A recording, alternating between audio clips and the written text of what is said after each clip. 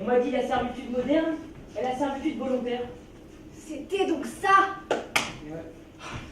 L'esclave moderne achète lui-même toutes les marchandises qu'il asservisse toujours un peu plus.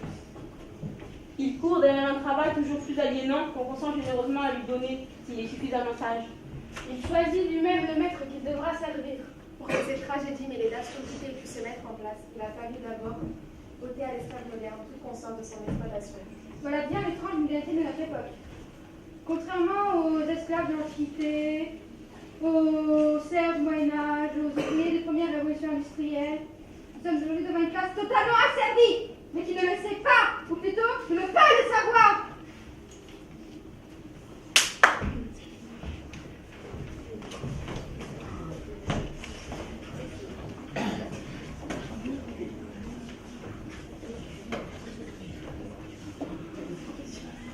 C'est ainsi que de manière périodique, de nouveaux besoins sont créés, qui sont vite considérés comme vitaux par l'immense majorité de la population. Ce fut d'abord la radio, la télévision, la voiture, l'ordinateur, et maintenant le téléphone portable. SMS. Illimité. iPhone. 4G. Encore fait. Téléphone. Ordinateur. Ça vous SMS. Stéphanie, 32 ans. Bonjour. Mère célibataire. Divorcée depuis 1 an. Elle a d'énormes problèmes d'argent. Sexuellement frustrée. Acheteuse compulsive. Elle croit que le bonheur s'achète et qu'il lui donne de la hauteur. Ses dépenses et son argent lui montent à la tête. Malgré ses problèmes d'argent,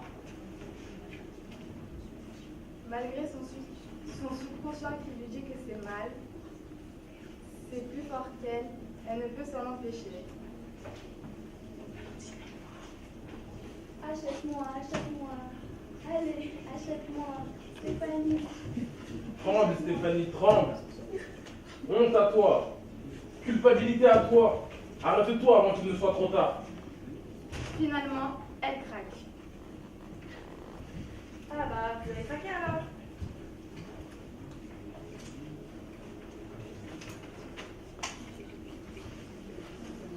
Ça ne fonctionne pas. Ça ne fonctionne pas non plus.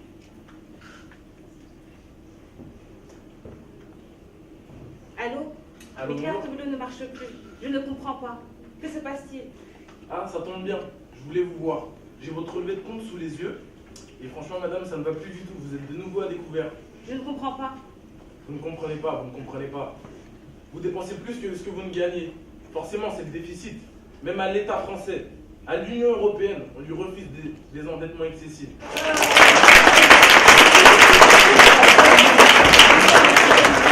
Moderne illustre le mieux l'état dans lequel il se trouve.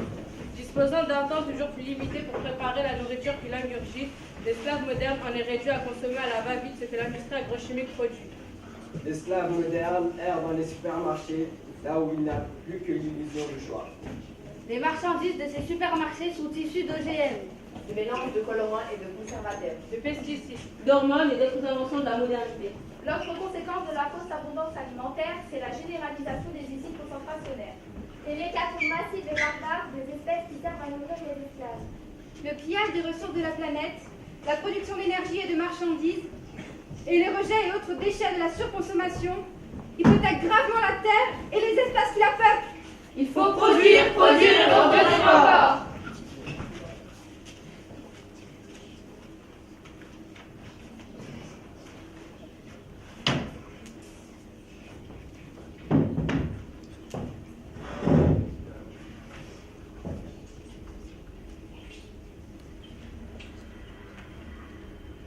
Paye du mois. Madame Eman à mon bureau, s'il vous plaît. Tenez, 2000 €.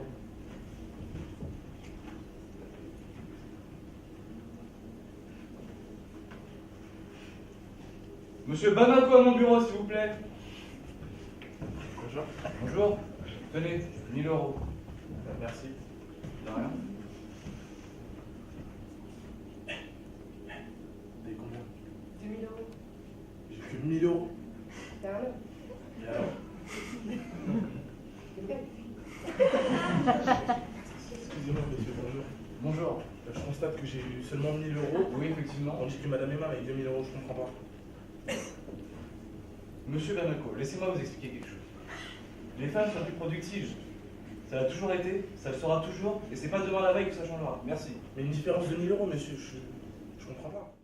Monsieur Bamako, pouvez-vous me parler de vos qualifications, s'il vous plaît? Bon, j'ai obtenu mon bac plus 5 à l'université d'Harvard. J'ai travaillé 4 ans dans l'une des plus grandes entreprises des États-Unis, Apple, en tant que vice-président. Aujourd'hui, je viens vous proposer mes compétences. Très bien. Merci, monsieur Bamako. Merci à vous. Et vous, monsieur Indigol? Et ben moi, j'ai le brevet des collèges. D'accord. Puis-je m'entretenir une seconde avec vous, s'il vous plaît? Bien sûr, monsieur.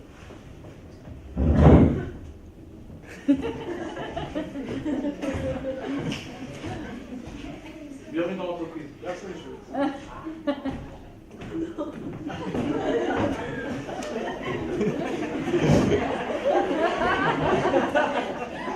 Monsieur Bamako, Oui, monsieur. votre surplus de diplôme ne nous intéresse pas. Au revoir. Monsieur, j'ai quand même mon bac plus 5. Bonne chance.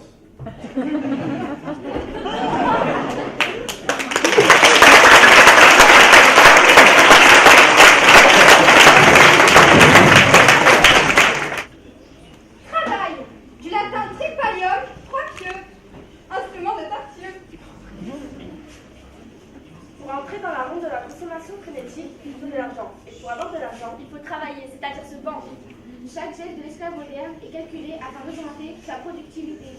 L'organisation scientifique du travail constitue l'essence même de la dépossession des travailleurs. Oui, la libération par le travail. Le rôle du travailleur est confondu avec celui d'une machine dans les usines, avec celui d'un ordinateur dans les bureaux. Ainsi, chaque travailleur est assigné à des tâches répétitives, qu'elles soient physiques ou intellectuelles.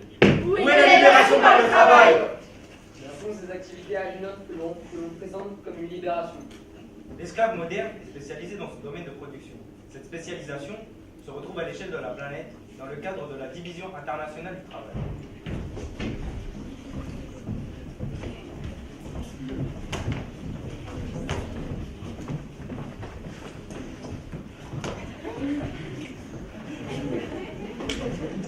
Mais l'esclave moderne se divertit aussi. Malheureusement, ce divertissement n'est là que pour faire diversion. Son insatisfaction incite par procuration devant la télévision.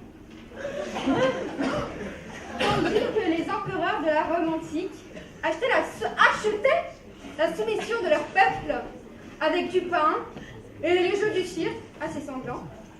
Aujourd'hui, c'est par le divertissement et la consommation du vide que l'on achète le silence des esclaves. L'esclave moderne est persuadé qu'il n'existe pas d'alternative. Et c'est bien là que se trouve la force de la domination présente. L'esclave moderne s'est résigné à cette vie car il croit qu'il ne peut y en avoir d'autre. Le système dominant se définit donc par l'omniprésence de son idéologie marchande. Celle-ci n'est rien de plus que produisée, consommée, accumulée. Elle occupe à la fois tout l'espace et tous les secteurs de la vie. La critique de ce monde est noyée dans le flot médiatique qui détermine ce qui est bien et ce qui est mal. Le système totalitaire marchand a donc réalisé ce qu'aucun totalitarisme n'avait pu faire avant lui. Unifier le monde à son image. Aujourd'hui, n'y a-t-il plus d'exil possible? Révolution!